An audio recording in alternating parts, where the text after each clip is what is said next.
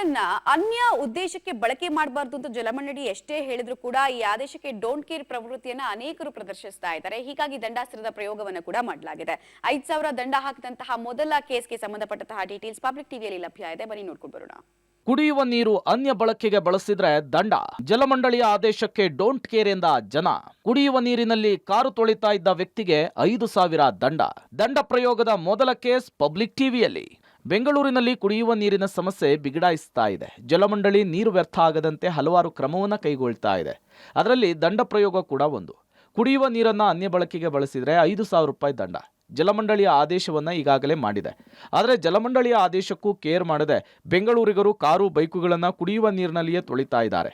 ಈ ರೀತಿ ಕುಡಿಯುವ ನೀರಿನಲ್ಲಿ ಕಾರು ತೊಳಿತಾ ಇದ್ದ ಬೆಂಗಳೂರು ಉತ್ತರ ವಲಯದ ವ್ಯಕ್ತಿಗೆ ಜಲಮಂಡಳಿಯ ಅಧಿಕಾರಿ 5,000 ರೂಪಾಯಿ ದಂಡ ಹಾಕಿದ್ದಾರೆ. ಇನ್ನು ಜಲಮಂಡಳಿಯ ಪ್ರಧಾನ ಅಭಿಯಂತರರು ಕೂಡ ಕುಡಿಯುವ ನೀರನ್ನ ಅನ್ಯ ಬಳಕೆಗೆ ಬಳಸಬಾರದು ಅಂತ ಹೇಳ್ತಾನೆ ಇದ್ದಾರೆ. ಜೊತೆಗೆ ದಂಡ ಹಾಕ್ತೇವೆ, ಅಧಿಕಾರಿಗಳು ರೌಂಡ್ಸ್ ಹಾಕ್ತಾ ಇದ್ದು ಕುಡಿಯುವ ನೀರಿನಲ್ಲಿ ವಾಹನ ತೊಳೆಯುವವರು ಅನಗತ್ಯ ಬಳಕೆ ಮಾಡೋರನ್ನ ಪತ್ತೆ ಮಾಡ್ತಾ ಇದ್ದಾರಂತೆ.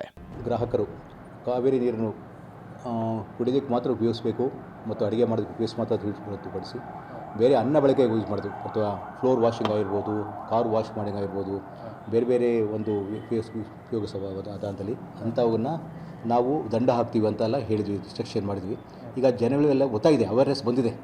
ಈಗ ಅವರಿಗೆಲ್ಲ ಅವೇರ್ನೆಸ್ ಬಂದಿದೆ, ನಾವೆಲ್ಲ ಮಾಡಿದ್ರು ತಪ್ಪು ಒಂದು ಗೊತ್ತಾಗಿದೆ. ಅದನ್ನು ರೆಸ್ಟ್ರಿಕ್ಟೆಡ್ ಮಾಡಬೇಕಂತ ಒಂದು ಸ್ಟ್ರಿಕ್ಟಾಗಿ ಫಾಲೋ ಮಾಡಬೇಕಂತ ಒಂದು ಗೊತ್ತಾಗಿದೆ.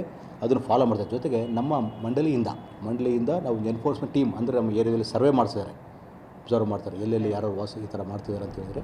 ಇನ್ನು 5,000 ದಂಡಕ್ಕೆ ಬೆಂಗಳೂರಿನ ಜನ ವಿರೋಧ ಮಾಡ್ತಾ ಇದ್ದಾರೆ. 5,000 ದಂಡ ಹಾಕಿದರೆ ಜನ ಎಲ್ಲಿಂದ ತರ್ತಾರೆ ಅಂತ ಹೇಳ್ತಿದ್ದಾರೆ. ಮೊದಲು ಕುಡಿಯಲು ನೀರನ್ನ ಸಪ್ಲೈ ಮಾಡಿ ಆಮೇಲೆ ದಂಡ ಹಾಕಿ ಅಂತೇಳಿ ಆಕ್ರೋಶ ವ್ಯಕ್ತಪಡಿಸ್ತಿದ್ದಾರೆ. ಸರ್ ನಾವು ಒಬ್ಬರು ಹೇಳಿದ್ರೆ ಆಗುತ್ತೆ, ಅದು ಎಲ್ಲರೂ ಕೈ ಜೋಡಿಸ್ಬೇಕು. ನಾವು 500 ರೂಪಾಯಿ ಅಂತ ಹಾಕ್ರಿ ಅಂತ ಹೇಳ್ಬಿಡ್ತೀವಿ, ಬೇರೆಯವ್ರು ಹಾಕ್ಬೇಡ ಅಂತ ಹೇಳ್ತಾರೆ. ಅದು ಹೆಂಗೆ ಸರ್ ಆಗುತ್ತೆ? ನೀರೇ ಇಲ್ಲ ಅವ್ರಿಗೆ ಪಾಪ ಕುಡಿಯೋಕೆ. ಎಲ್ಲಿಂದ ತಗೊಂಬಾರ್ದು 500 ರೂಪಾಯಿ? ಅವ್ರು ಒಂದು ದಿವಸ ದುಡಿಯೋದೇ 1,000 ರೂಪಾಯಿ ದುಡಿಯೋದೇ ಹೆಚ್ಚಾಗ್ಬಿಡೈತೆ. ಎಲ್ಲಿಂದ 500 ರೂಪಾಯಿ ಕೊಡ್ತಾರೆ ಅವರು?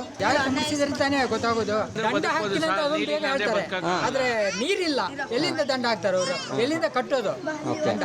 ಯಾವ ತರದಲ್ಲಿ ದಂಡ ಹಾಕ್ತಾರೆ? ನೀರಿಲ್ದೇನೆ ದಂಡ ಹಾಕಿ ಏನ್ ಪ್ರಯೋಜನ? ಅದು ಹಾಕಿದ್ರೆ ಕಟ್ಟೋಕ್ಕೂ ಯಾರ ತರ ಇಲ್ಲ ಅಷ್ಟು. ಸರ್ ಬೆಂಗಳೂರಲ್ಲಿ ಕುಡಿಯೋಕೆ ನೀರಿಲ್ಲ ಅಂದರೆ ಕಷ್ಟ, ಊಟ ಇಲ್ಲ ಅಂದರೂ ಬದುಕೋದು. ಕುಡಿಯೋಕೆ ನೀರಿಲ್ಲ ಅಂದರೆ ಕಷ್ಟ. 5,000 ರೂಪಾಯಿ ದಂಡ ಹಾಕಿದ್ರೆ ಜನ ಎಲ್ಲಿಂದ ಕಟ್ತಾರೆ ಸರ್? ಡೈಲಿ ದುಡಿಯೋದೇ 100-200 ರೂಪಾಯಿ, ಅದರಲ್ಲಿ 5,000 ದಂಡ ಎಲ್ಲಿಂದ ಕಟ್ಟೋದು? ದಯವಿಟ್ಟು ಜನಕ್ಕೆ ನೀರು ವ್ಯವಸ್ಥೆ ಮಾಡಿಸ್ಕೊಡ್ಬೇಕು, ದಂಡ ಹಾಕ್ಬಾರ್ದು ಸರ್. ಪಾಪ ಜನ ಎಲ್ಲ ಕಷ್ಟಪಡ್ತಾರೆ, ಜಾಗೃತಿ ಮೂಡಿಸ್ಬೇಕು ಸರ್. ಒಟ್ಟಾರೆ ಕುಡಿಯುವ ನೀರಿನಲ್ಲಿ ಕಾರು ತೊಳಿತಾ ಇದ್ದಂತಹ ವ್ಯಕ್ತಿಗೆ ಜಲಮಂಡಳಿಯ ಅಧಿಕಾರಿಗಳು ದಂಡ ಹಾಕ್ತಾ ಇದ್ದಾರೆ. ಜೊತೆಗೆ ದಂಡ ಜಾಸ್ತಿ ಆಯಿತು ಅಂತೇಳಿ ವಿರೋಧ ಮಾಡ್ತಾ ಇದ್ದು ದಂಡ ಕಡಿಮೆ ಮಾಡ್ತಾರಾ ಅನ್ನೋದನ್ನ ಕಾದ್ ನೋಡ್ಬೇಕಿದೆ. Lokesh Kodagadala, public TV, Bengaluru.